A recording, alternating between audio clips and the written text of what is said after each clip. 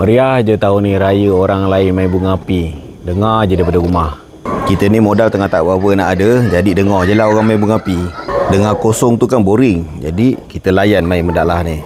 Korang tahu tak mendalah ni apa benda? Kalau tak tahu, jomlah bagi yang nak tahu, kita tunjuklah kan. Untuk memudahkan sesi belanja, jadi aku dah buka binocular night vision ni daripada helmet. Jom kita tunjukkan apakah rasanya bila pakai mendalah ni.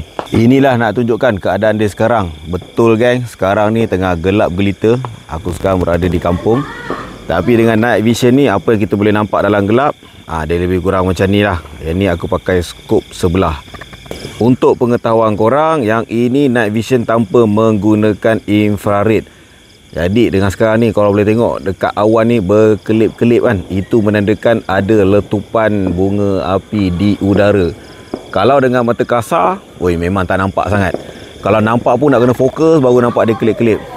Tapi dengan night vision ni, senang je nak tahu ada percikan api di mana-mana.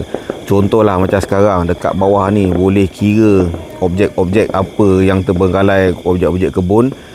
Tapi pada waktu malam anda dialihkan, apa pun tak nampak. Buat masa ni, inilah sedikit pengenalan untuk binocular night vision daripada Jerry 31 ni geng. Ini bukan barang aku. Barang ni ada owner yang punya dan ownernya bagi untuk aku main. Tapi pada masa sama, owner dia memang nak jual. Order dia buka harga RM27,000 sahaja. Kalau berminat, boleh kasih inbox. Kita akan sambungkan kepada pemilik. Aku sekarang berada kat Keluang. Aku tak tahulah macam mana caranya untuk aku kumpulkan orang-orang yang berminat dekat Keluang ni nak try. Sempat ke tak sebelum aku balik raya?